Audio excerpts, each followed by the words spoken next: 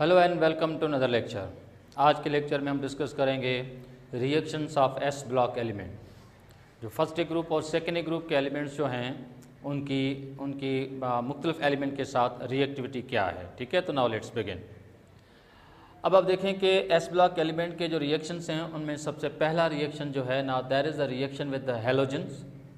अब हैलोजन के साथ सपोज कर लेते हैं कि हमारे पास एक फर्स्ट ग्रुप का एलिमेंट है और दूसरी तरफ हम डिस्कस करेंगे सेकेंड ग्रुप के एलिमेंट। और फर्स्ट ग्रुप के जो एलिमेंट्स हैं, ठीक है, और सेकेंड ग्रुप के एलिमेंट्स हैं, अगर हम इसको डिस्कस करें तो फर्स्ट ग्रुप का कोई भी मेटल जब हैलोजन के साथ रिएक्ट करेगा तो जो हैलाइड्स बनेंगे उसका रेशो आप देख सकते हैं 1:1। इस केस में नेचर ऑफ द हैलाइड होता है आयनिक। नेचर ऑफ द हैलाइड क्या होता है? आयनिक। फर्स्ट ग्रुप के सारे हैलाइड आयनिक होते हैं। और दूसरी बात यह कि फर्स्ट ग्रुप का जो मेटल है ये एक इलेक्ट्रॉन लूज़ करता है, हैलोजन एक इलेक्ट्रॉन गेन, तो उनके ऑक्सीडेशन नंबर आप जानते हैं +1 और -1। एक रियल एग्जांपल लें, जैसे कि sodium belongs to the first group and react with chlorine, it form sodium chloride. यहाँ पर भी आप जानते हैं कि सोडियम और क्लोरीन की चार्जेस क्या हैं, +1 और -1। सिमिलरली सेकेंड ग्रुप के जो एलिमेंट हैं अगर वो हैलोजन के साथ रिएक्ट करें तो उनके मिलने का रेशो थोड़ा सा चेंज हो जाता है।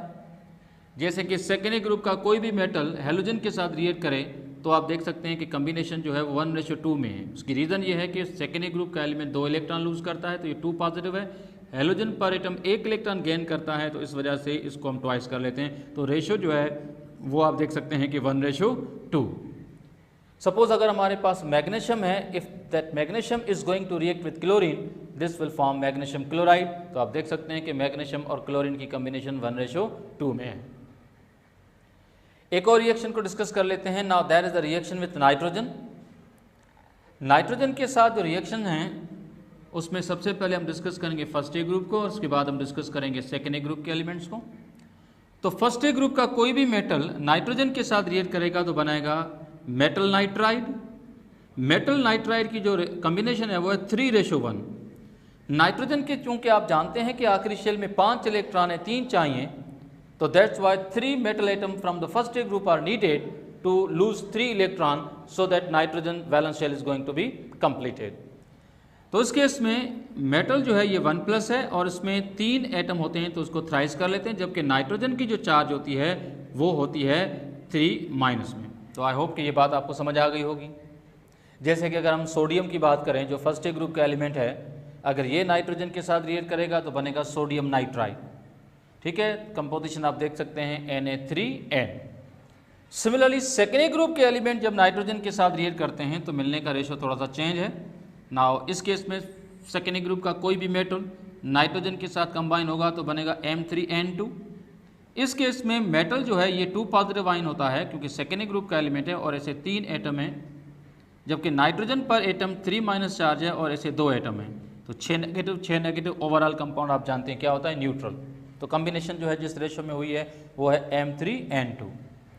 जिस तरह से मैग्नीशियम अगर हम सेकेंड ग्रुप का एलिमेंट एज एग्जांपल लें तो magnesium is going to react with the nitrogen and it will form magnesium nitride. ठीक है, वेल अब इन जो फर्स्ट ग्रुप के एलिमेंट हों चाहे सेकेंड ग्रुप के एलिमेंट हों, अगर ओवरऑल रिएक्टिविटी की बात की जाए तो ये बात याद रहे कि फर्स्ट ग्रुप के जो एलिमेंट्स होते हैं उनकी रिएक्टिविटी सेकेंड ग्रुप के मुकाबले में थोड़ी सी ज़्यादा होती है और दोनों ग्रुप में reactivity top to bottom increase होती है क्योंकि इलेक्ट्रॉन लूज करने की एबिलिटी इनकी बढ़ती है। एक चीज़ और जो आपको याद होनी चाहिए वो ये कि आपकी टेक्स्ट बुक में एक सेंटेंस लिखा है कि बेरिलियम जो होता है that does not form nitride. ये जुमला बुक में तो डेफिनेटली लिखा है कि बेरिलियम नाइट्रोजन के साथ नाइट्राइड नहीं बनाता, पर आप किसी भी सोर्स को जो है आप फॉलो करके आप ये जो है मालूम कर सकते हैं कि बेरिलियम नाइट्राइड एग्जिस्ट करता है, बेरिलियम नाइट्राइड जो है वो भी बनता है। तो ये जुमला एक्चुअल में गलत है, but if you have to go for the entry test तो you have to follow your textbook. तो उसमें आप यही बात याद रखेंगे कि beryllium does not form nitride because of its least reactivity. हाँ, बेरिलियम नाइट्राइड नहीं बनाता, उसकी नेचर आयनिक शायद ना हो, कोवलेंट बन सकती है, बेरिलियम नाइट्राइड बनाता है, ये बात याद रखें। एक और रिएक्शन को हम डिस्कस करने जा रहे हैं। Now these are the reactions with oxygen. First group और सेकेंड ग्रुप के जो रिएक्शंस है वो ऑक्सीजन के साथ क्या हैं। अब आप सब जानते हैं कि हैलोजन के साथ इन्होंने रिएक्ट किया तो हैलाइड बने, नाइट्रोजन के साथ रिएक्ट किया तो नाइट्राइड बने, अब ऑक्सीजन के साथ रिएक्ट करेंगे तो ऑक्साइड बनेंगे। पर आप सब ये भी तो जानते हैं कि ऑक्साइड 3 तरह के हैं, नॉर्मल ऑक्साइड, पर ऑक्साइड्स और सुपर ऑक्साइड्स। तो फर्स्ट ग्रुप के एलिमेंट और सेकेंड ग्रुप के एलिमेंट तकरीबन सभी किस्म के ऑक्साइड बनाते हैं, नॉर्मल ऑक्साइड भी बनाते हैं, पर ऑक्साइड भी बनाते हैं, सुपर ऑक्साइड भी बनाते हैं। इनके ऑक्साइड बनाने की टेंडेंसी यूँ है कि अगर नॉर्मल, पर और सुपर की तरफ जाएं तो टॉप टू बॉटम अगर देखें तो जो इनिशियल एलिमेंट हैं वो नॉर्मल ऑक्साइड बनाने की टेंडेंसी ज़्यादा रखते हैं, फिर आहिस्ता आहिस्ता उन एलिमेंट के पर ऑक्साइड बनाने की टेंडेंसी भी आती है, और जो लास्ट एलिमेंट होते हैं वो सुपर ऑक्साइड भी बना लेते हैं। पर सुपर ऑक्साइड फर्स्ट ग्रुप के बना लेते हैं, सेकेंड ग्रुप के नहीं बनाते। तो चलो देखते हैं कि फर्स्ट ग्रुप और सेकेंड ग्रुप के एलिमेंट कौन कौन से एलिमेंट कौन कौन सा ऑक्साइड बनाते हैं, उसकी नेचर क्या है। मिसाल के तौर पर पहला एग्जाम्पल अगर आप देखें जिसमें लिथियम ऑक्सीजन के साथ रिएक्ट करके लिथियम ऑक्साइड बना रहा है, इसमें लिथियम की चार्ज होती है पर एटम +1, ऐसे 2 एटम है तो उसको ट्वाइस कर लेते हैं, तो ऑक्सीजन की चार्ज है 2-, तो हम कहेंगे पहला जो ऑक्साइड है ये नॉर्मल ऑक्साइड है, क्योंकि ऑक्सीजन का ऑक्सीडेशन नंबर जब भी 2 नेगेटिव होगा तो हमेशा वो नॉर्मल ऑक्साइड होगा। ठीक है। सेकेंड केस में when sodium react with oxygen it form sodium पर ऑक्साइड। ना वाई पर ऑक्साइड, क्योंकि इसमें आप देख सकते हैं कि सोडियम की चार्ज जो +1 है, ऐसे 2 सोडियम हैं तो दोनों ऑक्सीजन की चार्ज भी 2- होनी चाहिए, तो इसका मतलब है कि पर ऑक्सीजन एटम चार्ज 1 नेगेटिव है, तो ऑक्सीडेशन नंबर 1 नेगेटिव है, तो इसका मतलब आप जान गए होंगे कि यहाँ पर जो ऑक्साइड है इसकी नेचर क्या है, ये पर ऑक्साइड है। तो लिथियम ने नॉर्मल ऑक्साइड बनाया, बल्कि सोडियम पर ऑक्साइड भी बना सकता है, सोडियम नॉर्मल ऑक्साइड भी बना सकता है, पर ऑक्साइड भी बनाने की एबिलिटी है। पोटाशियम जो है जब ये ऑक्सीजन के साथ कंबाइन हुआ तो बना KO2, इसमें पोटाशियम 1+ ऑक्सीडेशन नंबर, ठीक है, और जबकि ऑक्सीजन जो है इसके दोनों एटम की चार्ज जो है वो 1- की होनी चाहिए, तो इसका मतलब है कि ईच एटम कैरी ½ तो इसका मतलब है कि जब ½ ऑक्सीजन होता है तो ऐसी सूरत में इसको हम कहते हैं सुपर ऑक्साइड। तो इवन पोटेशियम ऑक्साइड और रुबिडियम ऑक्साइड ये दोनों जो हैं ये क्या हैं, सुपर ऑक्साइड्स हैं। तो आप देख सकते हैं कि फर्स्ट ग्रुप का पहला एलिमेंट वो नॉर्मल ऑक्साइड बना रहा है और बाद में पर ऑक्साइड भी बनाने लगे, और लास्ट वाले एलिमेंट जो हैं ये सुपर ऑक्साइड तक भी बना लेते हैं।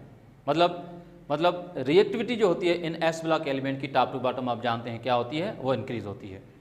जब रिएक्टिविटी इंक्रीज होती है तो ऑक्सीजन के साथ मिलने का जो रेशो है वो बढ़ता जाता है।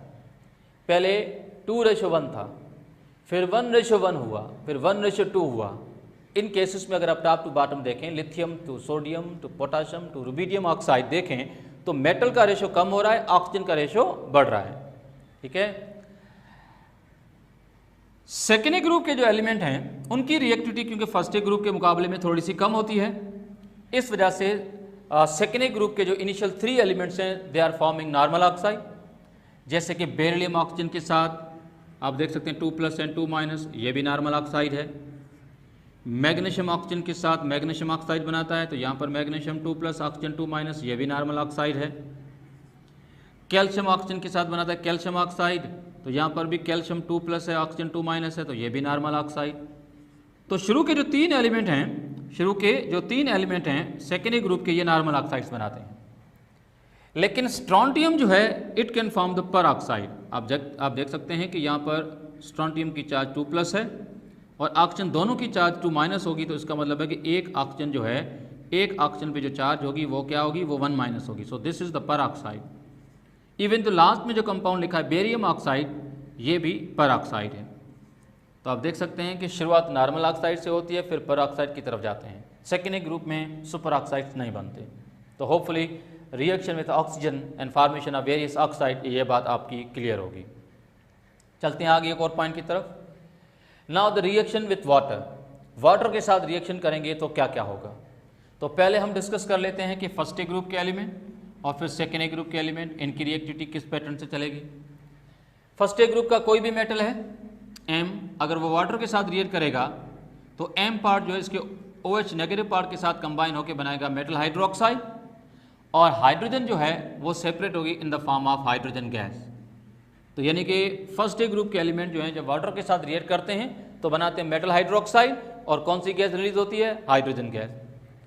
रियल एग्जांपल की बात करें तो आप देख सकते हैं कि sodium when react with water it form sodium hydroxide and release hydrogen gas. Potassium होगा तो पोटेशियम हाइड्रोक्साइड और हाइड्रोजन गैस बनाएगा। तो फर्स्ट ए ग्रुप के एलिमेंट जो होते हैं वो नॉर्मली जिस रेशो में हाइड्रोक्साइड बनाते हैं वो है 1:1, यानी एक मेटल के साथ एक OH आयन, ठीक है, क्योंकि फर्स्ट ए ग्रुप के एलिमेंट मोनोवैलेंट है। सेकेंड ए ग्रुप के जो एलिमेंट हैं, अगर उसका भी कोई मेटल अगर वाटर के साथ रिएक्ट करेगा तो भी उसका मेटल जो है वो OH के साथ जाएगा और हाइड्रोजन अलग होगी in the form of hydrogen gas. फ़र्क यह है कि यहाँ पर रेशो जो था OH के साथ कंबाइन होने का वो S ब्लॉक के फर्स्ट ए ग्रुप में 1:1 था और सेकेंड ग्रुप में आप देख सकते हैं 1:2 है, क्योंकि मेटल जो होता है सेकेंड ग्रुप का वो वो आप जानते हैं कि डाइवैलेंट है। रियल एग्जांपल की बात करें तो magnesium when react with water it form magnesium hydroxide and hydrogen gas is release. Calcium react with water form calcium hydroxide and hydrogen gas is release. तो मेरे ख्याल में फर्स्ट ए ग्रुप के और सेकेंड ए ग्रुप के metal जब water के साथ रिएक्ट करते हैं तो ये बनाते हैं मेटल हाइड्रोक्साइड और कौन सी गैस रिलीज होती है, हाइड्रोजन गैस। थोड़ा सा आगे बढ़ते हैं, पर ये याद रखें कि जब हम वाटर की रिएक्टिविटी की बात करते हैं तो reactivity of first A group is greater than the second A group. First A group के मुकाबले में सेकेंड ए ग्रुप जो होते हैं उनकी रिएक्टिविटी चूंकि कम है तो वो थोड़ा सा स्लोली रिएक्ट करते हैं, जबकि फर्स्ट ए ग्रुप के जो रिएक्शंस हैं वाटर के साथ वो विगरस हैं, वायलेंट हैं, एक्सप्लोसिव हैं। यानी सोडियम जैसे ही पानी के अंदर थ्रो किया जाएगा तो it will explosively react with water because the reactivity is so high. और इवन इनकी जो रिएक्टिविटी है वो टॉप टू बॉटम भी बढ़ती है, ये बात भी याद रहे, चाहे वो फर्स्ट ए ग्रुप का एलिमेंट हो चाहे सेकेंड ए ग्रुप का एलिमेंट भी हो। यही पॉइंट मैंने लिखी है कि reactivity down the group increase, चाहे वो फर्स्ट ए ग्रुप हो चाहे सेकेंड ए ग्रुप हो, वाटर के साथ इनकी reactivity top to bottom increase होती है। अगर आपसे क्वेश्चन आए कि भाई सेकेंड ए ग्रुप में वाटर के साथ लीस्ट रिएक्टिव कौन है, तो your answer will be beryllium. उसके सेकंड बाद मतलब बेरिलियम के बाद की सेकंड एलिमेंट की बात करें उसकी रिएक्टिविटी जिसकी कम हो, now that will be the magnesium. अगर आप बुक फॉलो करें तो आप देखेंगे कि when magnesium react with water it react with the boiling water, but when calcium react with water, जब कैल्शियम वाटर के साथ रिएक्ट करता है तो यहां पर कोई कंडीशन नहीं है, दैट मीन्स के reaction is carried out at room temperature. और जब मैग्नीशियम वाटर के साथ रिएक्ट करता है तो टेम्परेचर चाहिए, हाई टेम्परेचर चाहिए, बॉइलिंग वाटर चाहिए, तो उसका इनडायरेक्ट मतलब ये है कि बेरिलियम जो होगा जो मैग्नीशियम से भी पहले है उसकी रिएक्टिविटी तो फिर और भी कम होगी, तो उसको तो डेफिनेटली बॉइलिंग वाटर ही चाहिए होगा, हाई टेम्परेचर पे रिएक्ट करेगा। कभी कभार बेरिलियम और मैग्नीशियम जो होते हैं ये अपनी सरफेस पे एक ऑक्साइड की लेयर भी बना लेते हैं, पर however beryllium and magnesium both react with water and water के साथ जब रिएक्ट करेंगे they react at higher temperature. That means कि सेकेंड ए ग्रुप की रिएक्टिविटी थोड़ी सी स्लो है, इस वजह से थोड़ा सा टेम्परेचर भी चाहिए। तो होपफुली आप समझ गए होंगे कि एस ब्लॉक एलिमेंट जो है इनकी रिएक्टिविटी क्या है और कौन कौन से रिएक्शंस आपके सिलेबस में हैं। That's it for now, thank you.